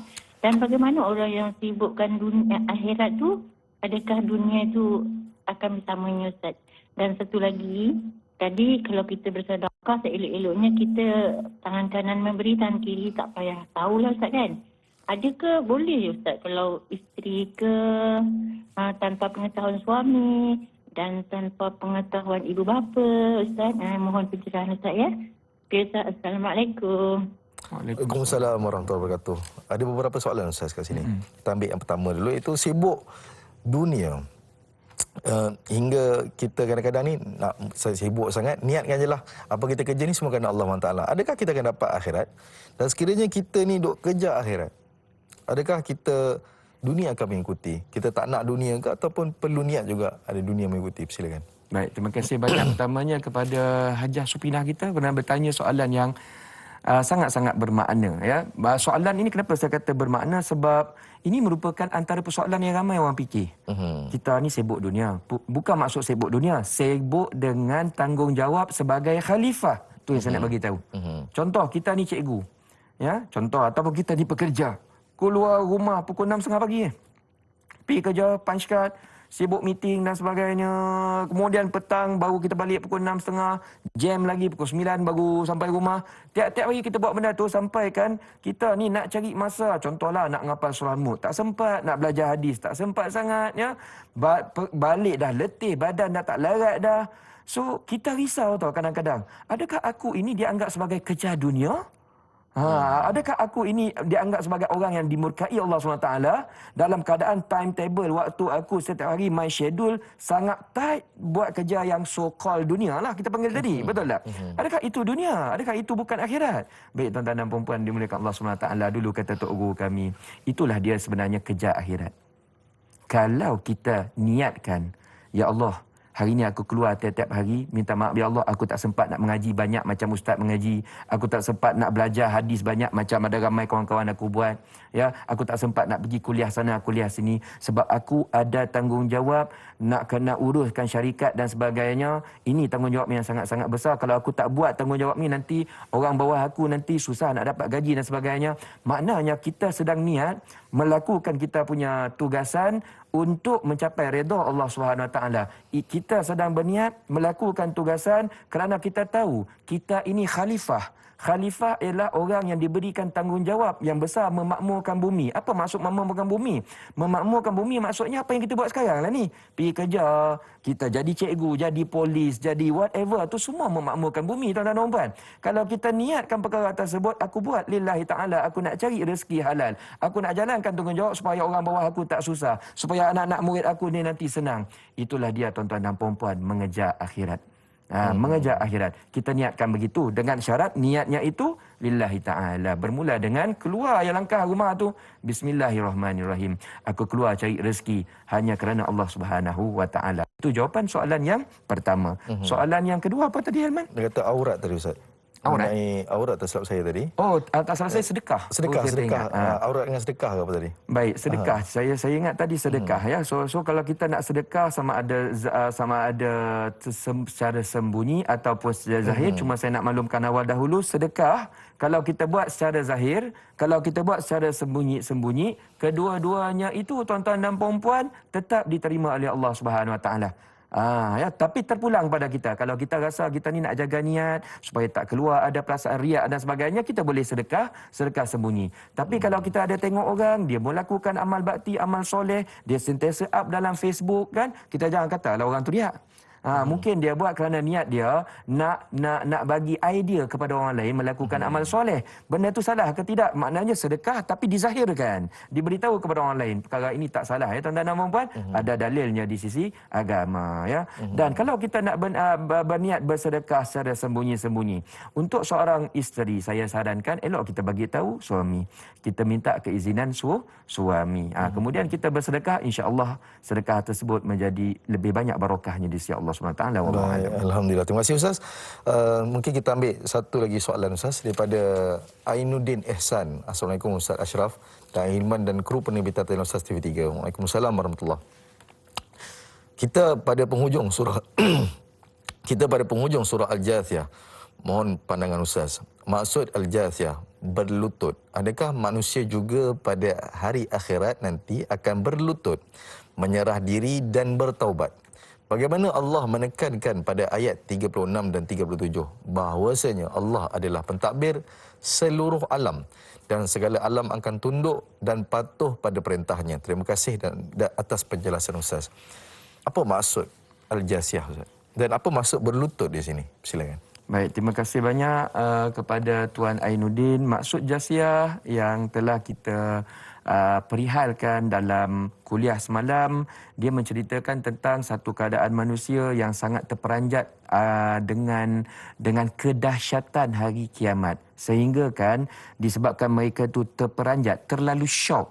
Mereka tak sangka bahawa sedahsyat ini hari kiamat, sehingga kan mereka dalam keadaan fizikalnya melutut. Kenapa mereka melutut pada waktu tersebut? Ada ulama' kata mereka melutut kerana takut. Tapi ada ulama' lain mengatakan mereka melutut kerana itu memang satu bentuk reaksi. Reaksi fizikal manusia bila dia tengok satu perkara yang dia terlalu terperanjat dan dia tak boleh menerima, badan dia tu lemah. Kaki dia tu macam jelly longlai. Dia macam ni tuan-tuan dan puan-puan. Saya jangan nak ceritalah kenapa melutut dia berlaku. Saya dalam 10 tahun lepas, kalau tak salah saya ada seorang kawan, tuan-tuan dan puan-puan. Ini cerita sedih lah kita nak beritahu. Ada seorang kawan, rumah dia dimasuki pencuri, ya. Pencuri tersebut waktu dia tak berada di rumah, dia keluar bekerja. Rumah dimasuki pencuri, tuan-tuan dan puan-puan. Ini ditakdirkan. Pencuri tersebut bukan sekadar mencuri, tapi minta maaf, dia isterinya dan juga anaknya yang baby kecil terkorban. Dibunuh oleh pencuri tersebut. Minta maaf saya terpaksa cakap, ya. Dibunuh oleh pencuri tersebut. Waktu dia balik, bila dia dengar perkara tersebut, badan dia longlai. Ini yang kita sebut, jatuh melutut. Dia dah tak boleh nak bangkit, terpaksa dipapah tuan-tuan dan puan-puan. Dia tak boleh nak menerima senario tersebut, di mana sebelum tu baru call isteri, baru bergurau-gurau dengan anak, tiba-tiba tak ada. Tiba-tiba tak ada.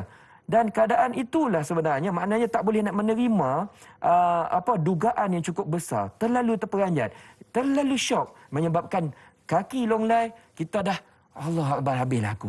Dan perkara itu yang berlaku sebenarnya keadaannya pada hari kiamat. Dalam keadaan kita mungkin sekarang ni kita fikir, ya ke syurga tu ada, ya ke neraka tu teruk sangat. Nanti depan mata nampak segala neraka tersebut, kita dah tak boleh nak, dah terperanjat sangat, badan terus kolaps macam tu. Itu yang dipanggil sebagai Jathiyah menurut pandangan sesetengah ulama. Wallahu alam.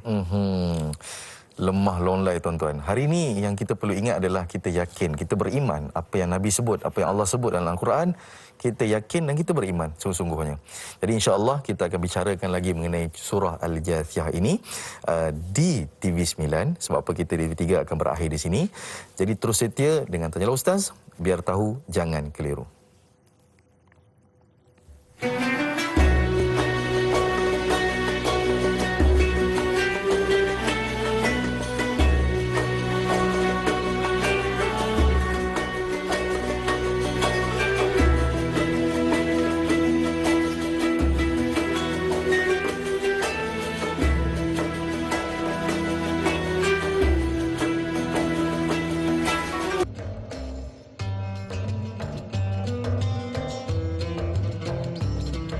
Alhamdulillah, kembali kita lagi dalam majlis ilmu. Tanyalah Ustaz, biar tahu jangan keliru.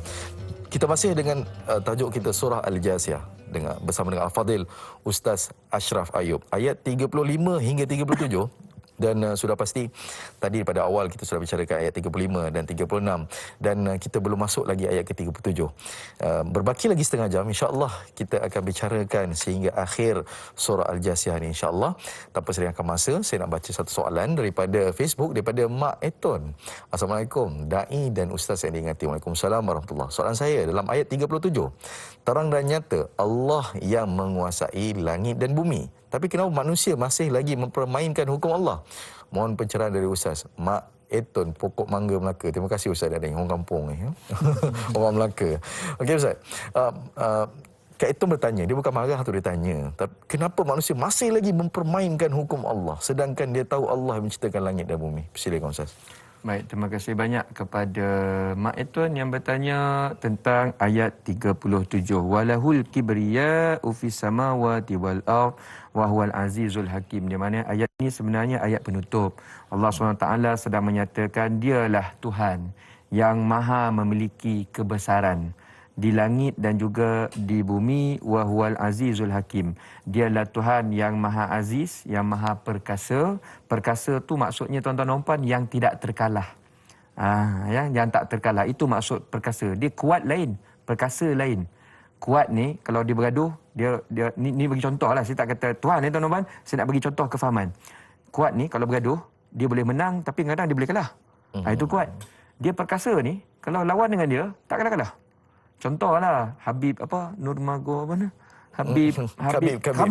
Habib Nurmagomedov. Macam mana tahu nama dia tu kan? Mana ada kalah? Kan dalam MMA lah dia tak ada kalah kan. So kalau kita nak panggil dia perkasa boleh. Yang lain tu kuat. Yang lain tu kuat sebab apa? Dia ada menang, dia adalah kalah 2 kali, menang 10 kali macam tu. So Allah SWT kata dia maha perkasa. Maknanya kalau sesiapa pun cuba lawan dia, ada tak chances Allah SWT akan kalah? Tak ada, tuan-tuan dan puan. 0% tak akan kalah, tuan-tuan dan puan. Sebab dia bersifat maha perkasa. Itu maksudnya aziz. Hakim pula macam mana? Bijaksana. Bijaksana. Apa maksud bijaksana? Semua perkara yang Tuhan tentukan, yang Tuhan ciptakan, yang Tuhan buat, semua benda tu perfect, tuan-tuan dan puan. Dia tak ada cerita ni ada silap teknikal ni. Ni ada kena baiki ni. Ni ada kena amend. Dengan Allah SWT tak ada. Kalau kita menemui kecacatan, di dalam ciptaan Allah SWT, cacat ni siapa? Bukan Allah SWT. Yang cacatnya kita. Kat mana kita cacat? Kita masih belum lagi nampak apakah hikmah. Kenapa Allah SWT menciptakan sesuatu perkara tersebut? Sebagai contoh, tuan-tuan dan puan. Kadang-kadang kita beli handphone. Beli handphone kita komen. Ni apa pasal ni? Dia punya tempat ambil selfie gambar ni kat atas ni. Patut kat sini lah. Bagi kita benda tu macam cacat, macam tak sempurna, macam ada kesilapan. Tapi sebenarnya bagi orang yang buat handphone tu dia tahu. Adalah sebab aku letak kat atas tu kan. Ada sebab dia sebenarnya ya. Dan saya bagi analogi yang mudah sebegitu tuan-tuan dan puan supaya kita ni bulat tekad, yakin bahawa Allah SWT seperti yang dinyatakan dalam ayat ini tadi. Walahul kibriya'u fis samawati wal ard wa huwal azizul hakim. Dialah Tuhan yang sangat-sangat besar, perkasa dan juga maha hakim, maha bijaksana. Itulah yang menjadi keyakinan kita supaya bila ada keyakinan tersebut, kita dapat sembah Allah SWT. Kita dapat jadi hamba. Kita ni bila tunduk letak dahi ni sujud, kita sujud dalam keadaan bangga sebab kita sujud kepada Tuhan yang maha perkasa, yang maha bijaksana, yang maha pengasih, yang maha penyayang. Persoalannya, macam Mak Etun kata tadi, kenapa ada orang masih lagi tak nak sembah Allah SWT? Jawapan saya ringkas, ada 2 sebab. Mungkin kerana dia jahil, ilmu pengetahuan dia tentang Allah SWT masih tak lengkap. Dan yang kedua mungkin kerana dia sombong. Kita tak mau kita jahil, sebab tu kita belajar hari ini. Kita juga tak mau kita jadi sombong. Sebab setan tu tuan-tuan dan puan, iblis, dia pandai tapi dia masuk neraka sebab dia sombong. Wallahualam. Baik. Masuk neraka sebab sombong. Tuan-tuan dan puan-puan, saya tertarik dengan perkataan ini. Tuan-tuan, bila mana kita tidak belajar, kita tidak berguru, akhirnya kita akan terus sombong dan sombong sebab apa? Tak ada orang yang menegur kita. Kita nak ambil satu pemanggil lagi pada penonton kita. Assalamualaikum warahmatullahi wabarakatuh. Abdullah Osman daripada Seremban. Ya, Tuan Abdullah, teruskan dengan soalan. Ya, silakan Tuan. Terima kasih banyak. Ayat 35 dan 36, apabila Allah berfirman, ancaman mereka yang mengejek ayat-ayat Allah akan kekal di dalam neraka. Adakah maksud ayat-ayat itu untuk orang-orang kafir atau termasuk yang mereka mengaku Islam tetapi sama mengejek-ngejek ayat Allah? Adakah termasuk yang meminda hukum Allah? Allah menepati janji dan tegas dengan janji itu. Kita takut akan berlaku atas diri kita. Minta pencerahan daripada Ustaz. Baik, terima kasih Tuan Abdullah atas persoalan yang diberikan. Mengenai Ustaz, sekiranya kita tahu kat sini Allah SWT ni dia akan letakkan seseorang itu pelekehkan, pemain ke agama ke dalam neraka. Adakah possible untuk dia keluar? Ataupun benda ini untuk orang kafir sahaja? Bagaimana dengan orang beriman yang memperlekehkan ayat agama ni Ustaz? Silakan. Baik. Terima kasih banyak Tuan Haji Abdullah bertanya soalan yang sebenarnya sangat-sangat tepat untuk situasi kita sekarang. Kadang-kadang bila kita mengaji, bila kita tengok ayat-ayat yang macam ni kan, orang yang mempermainkan agama, orang yang kejar dunia dan sebagainya, mereka ni masuk neraka, kita pun terus ada pemikiran, ni semua orang kafir. Ni semua orang kafir. Aku orang Islam, aku tak ada kena-mengena. Tak tuan-tuan dan puan, tak. Dia kafir ni, dia ada dua tuan-tuan dan puan. Satu orang kafir yang betul orang kafir lah. Maksudnya orang yang tak iktiraf, tak sembah Allah SWT. Itu satu bab. Kita semua dah clear cut dekat situ tuan-tuan dan puan. Yang satu lagi sekarang ni, kafir ni maksudnya, mereka ni orang kufur nikmat. Orang kufur nikmat. Dan kita takut sekarang ni kita masuk dalam definisi orang yang kufur nikmat tersebut. Nikmat apa tu Ustaz? Nikmat kita ni dah Islam, dah ada Quran, dah ada hadis, tapi buat tak tahu dengan Quran, buat tak tahu dengan hadis. Dan perkara ini tuan-tuan dan puan-puan sebenarnya kita sangat-sangat takut, kita sangat risau. Maknanya apa? Ayat yang kita baca pagi ni, ada kebarangkalian. Mungkin kita pun boleh jadi orang macam tu. Dekat situ tuan-tuan dan puan-puan. Tok guru kami dulu selalu bagi tahu perkara ni. Bila kita belajar mengaji, ya, kita kena faham ayat-ayat ini sebenarnya ditujukan memang secara umum sedemikian. Tapi sebenarnya kalau kita perhatikan juga ada pengajaran yang Allah SWT nak ingatkan kita. Iaitu apa? Kita orang Islam. Dapat Islam mudah, tak payah nak berjuang, tak payah nak berjihad, tak payah nak berperang, sangat mudah. Celik mata dapat Islam sekarang tuan-tuan dan puan. Kita tanya balik diri kita, kita bersyukur tak kita jadi orang Islam? Apa yang dah kita buat kepada agama kita supaya kita dapat tunjukkan kepada Allah, ya Allah, aku dah bersyukur, aku jadi orang Islam. Macam mana nak tahu kita ni bersyukur ke tidak jadi orang Islam? Tengok balik rukun iman, kata ulama, tengok balik rukun Islam, ya. Percaya kepada Allah, percaya kepada malaikat, percaya kepada kitab, percaya kepada Rasul. Kitab dan juga Rasul, Al-Quran dan juga hadis. Apa yang telah kita buat untuk membuktikan keyakinan kita? Saya dah yakin semua dengan ayat Al-Quran. Saya dah kaji betul-betul hadis Rasulullah SAW. Tuan-tuan dan puan-puan, kita perlu lebih banyak berusaha supaya keimanan kita ini keimanan yang tidak goyah. Kita tak mahu nanti bila hari kiamat kita mungkin nama orang Islam, tapi kita takut Allah letakkan kita dalam ayat yang kita bacakan sekarang. Na'udzubillah min zalik. Wallahualam. Baik. Tuan-tuan dan puan-puan, kita akan berehat seketika. Kembali lagi selepas ini, biar tahu jangan keliru.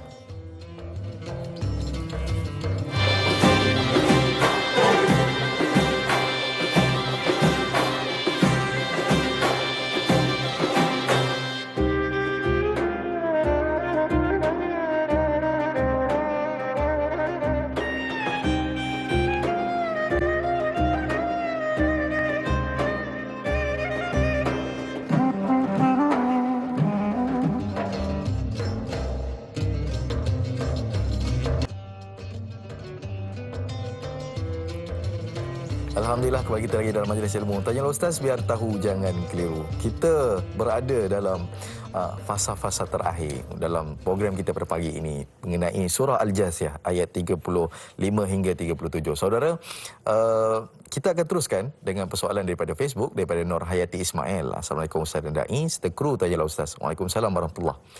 Ayat 33, kini terdapat fahaman bahawa apapun agama yang dianuti, Tuhan tetap satu dan terdapat kata-kata tentang hak kebersamaan agama. Mereka mendakwa setiap agama adalah sama, yakni menyembah Tuhan dan mengajar manusia membuat baik. Dan semua akan ke syurga. Kekhawatiran terhadap fahaman liberal yang menyusup masuk terhadap umat akhir zaman amat menakutkan. Mohon Ustaz kongsikan bagaimana Al-Quran lah sebenarnya penyelamat dan mengampu umat Islam sendiri. Ramai yang tidak mengambil manfaat dari kalam-kalam Allah ini. Apa puncanya? Terima kasih. Kak Ayat, Bandar Tasik, Puteri Rawang, Selangor. Hari ini bawa satu fahaman, ideologi, tak kira bangsa dan juga agama, mereka masih lagi yang mungkin baru dan sebagainya, membawakan agama ini yang sama. Tidak ada beza antara kita. Semua membawa kepada kebaikan. Tuhan terpulang pada masing-masing. Bagaimana Ustaz kita nak membendung perkara ini dan menjadikan Quran sebagai sumber yang kita gunakan dalam kehidupan kita? Persilakan. Baik, terima kasih banyak kepada Kak Yat. Ni soalan ni Kak Yat ni soalan bagus ni ya. Sebab ada ramai orang sekarang ni terkeliru. Betul Kak Yat? Ada ramai sekarang ni orang terkeliru dengan logik akal. Orang sekarang ni pandai cakap. Dia pandai cakap. Saya pernah ada orang jumpa saya. Ni masa saya muda-muda ni tuan-tuan. Ni bayangkan saya ni belajar agama lama. Hafal Quran pula tu. Dengar dia punya logik tu nampak kita ngangguk. Oh, make sense lah. Kita cakap macam tu lah. Tahu logik dia macam mana? Logik dia cakap macam ni. Agama ni semua sama. Semua mengajak kepada kebaikan. Tapi kita berada di saluran yang berbeza-beza. Nanti sampai suatu hari nanti kita nak menuju kepada Tuhan yang sama. Dia punya cara dia tu tuan-tuan. Cara dia. Lepas tu dia bagi analogi. Dia, masa tu yang saya terperangkap tu. Dia bagi logik ni, nampak tuan-tuan. Dia kata macam ni. Dia sama macam kita ni belajar, semua nak belajar ilmu. Ada yang belajar mahat, ada yang belajar sekolah menengah, SBP, MRSM dan sebagainya. Belajar sekolah lain-lain, tapi nak menuju ke satu, semua nak masuk universiti. Nampak tak analogi? So, tak bolehlah kata MRSM ni kata sekolah mahat salah, mahat kata yang sekolah SBP tak bagus, nampak tak? Tak boleh sebab semua nak masuk universiti nanti. Dia punya analogi, nampak tak tuan-tuan? Dia nak kata yang ni agama A, agama B, agama C, agama D ni semua nak menuju ke muara yang sama. Nak mengajak kita menjadi orang yang baik dan sebagainya. Nampak logik akal macam betul tuan-tuan? Tapi Tok Guru saya waktu tu tegur balik. Dia kata hampa ni jangan jadi pening sangat. Penat ya belajar agama tapi bila dapat soalan macam ni pun dah pening. Saya kata kenapa? Dia jawab macam ni, mudah dia kata. Kita ni orang Islam, cara kita berfikir, kita kena ada based on something yang solid. Something yang solid tu maksudnya apa? Dalam agama, dalam kepercayaan kita letak macam ni ya. Cakap orang macam mana pun, selagi cakap orang tu tak sama dengan Quran, tak sama dengan hadis, cakap orang tu kita tolak jauh-jauh. Semuanya tak boleh pakai. Al-Quran sendiri cakap. Bila Al-Quran cakap, maknanya Tuhan yang cakap. Allah sendiri yang cakap. Agama yang diiktiraf, lifestyle cara hidup yang diiktiraf, satu ya, Islam. Mana bukti dia? Inna dina indallahil Islam. Sesungguhnya agama yang kami iktiraf, yang kami bagi chop stamp, yang kami memang bagi endorsement, hanya satu ya, agama Islam. Selain daripada itu, kalau dia tak ikut Al-Quran dan juga Rasulullah SAW, macam mana dia cakap macam mana pun, bagi Allah SWT, itu sebenarnya tidak diiktiraf, tidak diterima. Kita, tuan-tuan dan puan-puan, orang Islam, kita kena ada keyakinan begitu. That's why rukun iman sangat-sangat penting. Rukun iman tu nampak mudah ya. Percaya Allah, percaya kitab, Rasul. Hafal tu laju. Darjah 2 dah hafal. Tapi kita tak nampak bahawa kaitan dia tu sangat penting dalam kehidupan kita sekarang. Orang yang mindset dia terdiri ataupun dibingkaikan oleh Al-Quran dan juga Sunnah, dia takkan goyah. Hampa cakap macam mana, sembang kari macam mana pun, aku tak goyang. Yang aku yakin, asyhadu an la ilaha illallah wa asyhadu anna Muhammadan abduhu wa rasuluh. Wallahu alam. Kita harap begitulah keyakinan kita. Baik. Keyakinan kepada Allah SWT ini bila mana Ustaz hari ini kita dalam keadaan fitnah sebab mungkin ada tablet, handphone dan sebagainya. Jangan lupa ibu bapa untuk kita mendidik anak-anak kita, keturunan kita kepada guru yang betul insya-Allah. Baik Ustaz. Mungkin saya nak tanya Ustaz sikit. Kita ni pendosa yang semuanya ingin ke syurga Ustaz. Tapi dalam masa yang sama kita ni keliru. Kita ni tak nak buat jahat tapi terbuat juga. Kenapa masih benda tu berlaku? Kita fahamlah kita hamba. Tapi bagaimana kita nak balance kan Ustaz? Dalam keadaan kita buat dosa tu kita cepat-cepat beringat. Silakan Ustaz. Terima kasih banyak. Ini soalan yang we are talking about our own struggle. Ya maknanya kita dah belajar banyak dah ni mengaji apa semua, dah tahu Quran ni bagus apa semua itu ini, tapi besok bangun subuh lambat juga. Dia cerita macam itulah. Balik rumah ni layan WhatsApp juga lama-lama, tak juga mengaji kan. Ini bahasa mudahlah kan. So macam mana nak mengatasi perkara tersebut? Dia begini, saya nampak Hilman, kita ni sebenarnya memang setiap hari kita berperang. Kita kena faham kita berada dalam keadaan setiap hari, our condition ialah setiap hari berperang dengan setan. Setan dia takkan give up, dia takkan mengaku kalah, dia takkan berhenti nak menghasut, mengacau kita. Sebab tu sometimes tuan-tuan dan puan ada waktu kita kalah, sometimes ada waktu kita menang. Yang kita nak sekarang ni macam mana kita memiliki setting hati yang sentiasa senang nak menang. Sebab setting hati ataupun dalam bahasa agama kalau kita belajar ilmu tasawuf, kita panggil sebagai nafsu. Nafsu ni ada beberapa tahap. Yang paling teruk nafsu amarah bisu. Nafsu amarah bisu ialah nafsu yang orang kalau buat jahat, dia rasa itulah benda betul. Itulah benda baik. Oh, ini teruk sangatlah tuan-tuan dan puan. Orang yang kalau buat jahat, dia bangga. Ada orang macam tu. Betul. Dia buat dosa, dia bangga. Ada tuan-tuan dan puan. Kita tak nak macam itulah. Ada juga tingkatan nafsu yang seterusnya. Nafsu yang kita panggil sebagai nafsu lawamah. Nafsu yang dia dah baik tapi kadang-kadang ada terbuat jahat. Dan bila dia buat maksiat tu, dia cepat-cepat mencela diri kita. Mungkin kita berada dekat tahap macam tu sebenarnya. Kita ni dah baik dah, tapi adalah kadang-kadang tergelincir sikit. Dan bila setiap kali tergelincir, kita bukan suka tapi kita menyesal. Dia ada satu lagi nafsu. Ni saya beritahu sikit ni tuan-tuan dan puan ni sebab nak cepat rancangan kita ni. Kalau belajar betul-betul ilmu nafsu ni ada 7 tingkatan ya. Saya beritahu 3 yang basic dulu. Dia satu lagi nama dia nafsu mutmainnah. Nafsu mutmainnah ni maksudnya nafsu yang aman, selesa, suka ya buat baik. Tak ada masalah, tak ada rasa nak baca Quran sakit-sakit belakang, tak ada tuan-tuan dan puan. Dia relax je nak buat baik. Kita harap bila kita sentiasa fikir saya nak menang melawan ujian daripada syaitan, kita sentiasa rasa nak menang, Allah SWT bantu upgrade nafsu keadaan keinginan hati kita ni sampai kepada mutmainnah insya-Allah. Dan orang yang mutmainnah inilah kata Allah SWT, irji'i ila rabbiki radiyatan mardiyah. Dia kembali kepada Allah SWT dalam keadaan macam mana? Allah suka dia, dia pun suka dan sayangkan Allah SWT. Bahasa kita I love you, you love me. Bahasa Al-Quran radiyatan mardiyah. Sama-sama kita doa Allah SWT buka pintu hati kita supaya kita sampai ke tahap tersebut. Allahumma amin ya rabbal alamin. Amin ya rabbal alamin. Tertarik bila Ustaz katakan tadi kalau iman kita ni, nafsu kita boleh kawal dan sebagainya, sakit belakang Ustaz nak baca Quran dandan sakit belakang tiba-tiba sakit belakang. Tiba-tiba sakit belakang, tiba-tiba mengantuk. Tapi kalau iman kita, nafsu kita dapat kita kawal, insya-Allah kita rasa seronok. Saya nak baca soalan daripada Facebook daripada Pak Suli Romli. Assalamualaikum warahmatullahi wabarakatuh. Waalaikumsalam.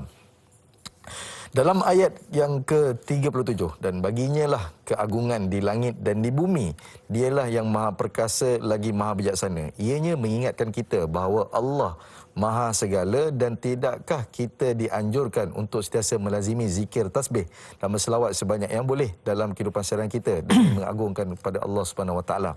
Mohon pencerahan Ustaz, terima kasih.